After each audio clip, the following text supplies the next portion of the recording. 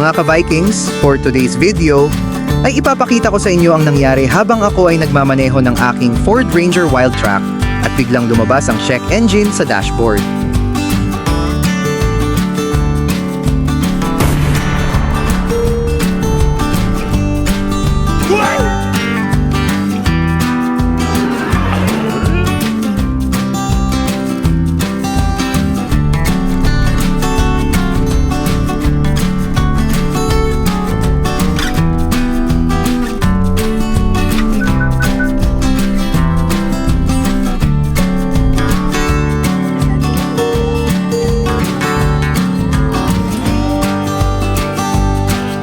Medyo kinabahan tayo, kaya naman naisip ko na idiretso na doon sa paborito kong talyer.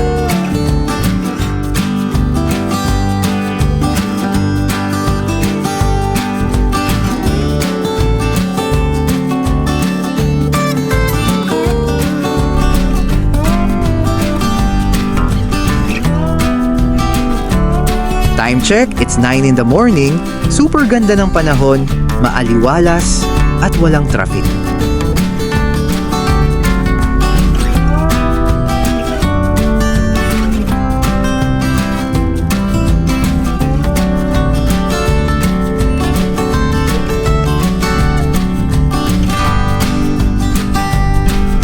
Last week ay dinala ko na ito sa kanila, sa talyer, dahil ganito din nangyari, lumabas ang check engine sa dashboard habang ako ay nagmamaneho.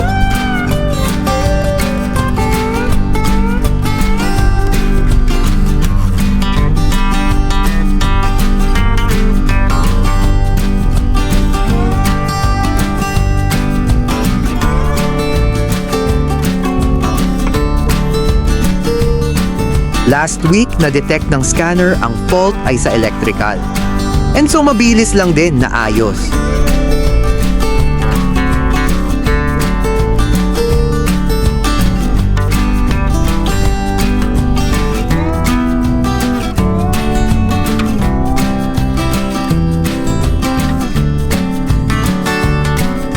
Ang sabi ng iba ay sirain daw ang ganitong auto, but on my opinion, nasa pag-aalaga ng may-ari ng sasakyan ang kinagaganda ng isang auto o car.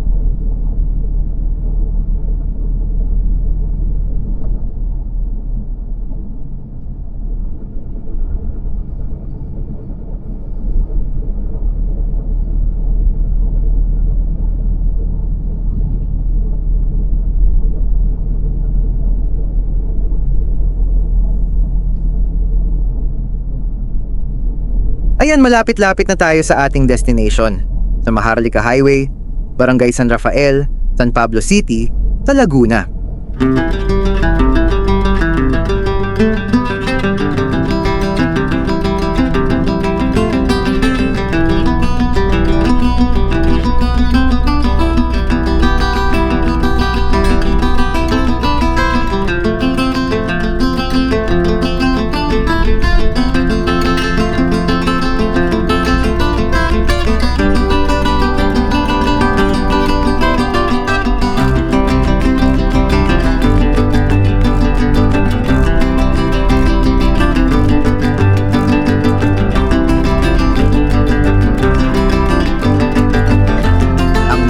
Shop ay SMS Tire Depot na may malaking sign ng Goodyear sa harap.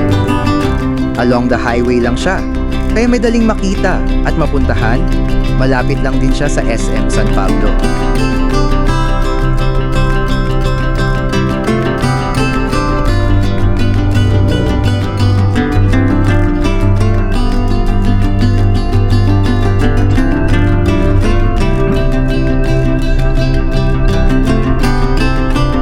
ayan na nga, tanaw na mula rito ang ating destinasyon na Talyer.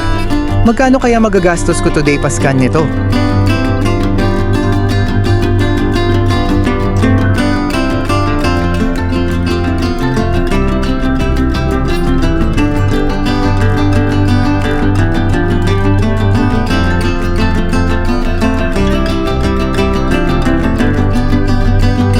Gusto ko dito kahit medyo malayo sa aming bahay dahil madaming mekaniko dito at marurunong silang lahat. Kaya peace of mind ika nga kapag saknila ka nagpagawa ng iyong car.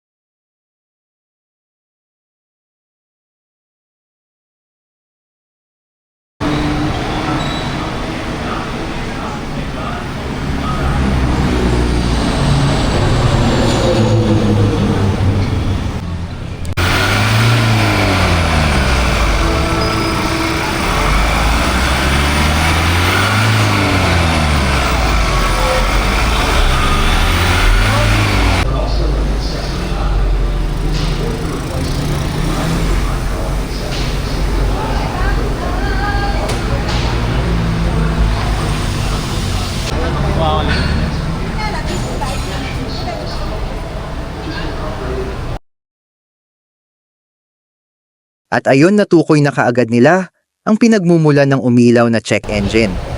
Medyo nakahinga ako ng maluwag kasi nga minor issue lang daw yon. Anong tawag dyan?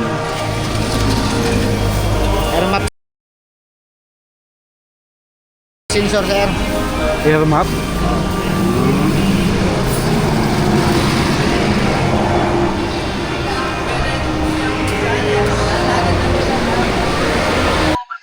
Air map sensor.